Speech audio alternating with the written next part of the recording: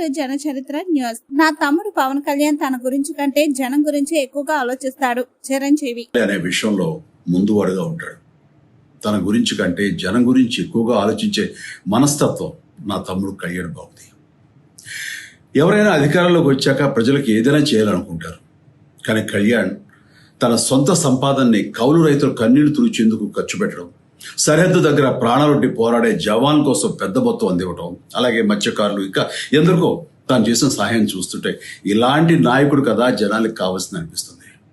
ఒక రకంగా చెప్పాలంటే సినిమాలోకి తను బలవంతంగా వచ్చాడు, రాజకీయాలు మాత్రం ఇష్టంతోనే వచ్చాడు. ఏ తల్లికైనా తన కొడుకు కష్టపడుతుంటే గుండె తరుక్కుపోతుంది.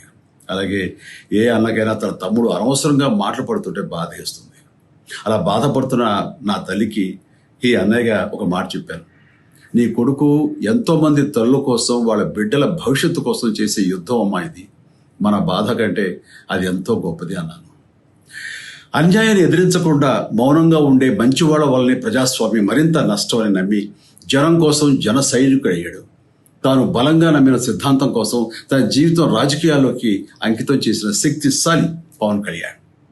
ప్రజల కోసం, రాష్ట్ర భవిష్యత్తు కోసం ఆ శక్తిని వినియోగించాలి అంటే చట్టసభలో అతని గొంతు మనం వినాలి.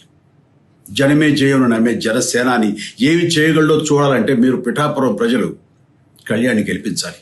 మీకు సేవకుడుగా, సైనికుడుగా అండగా నిలబడతాడు. మీకోసం ఏమైనా సరే కలబడతాడు. మీ కళ నిజం చేస్తాడు.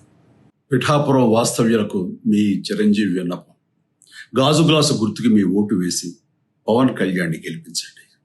జై హింద్.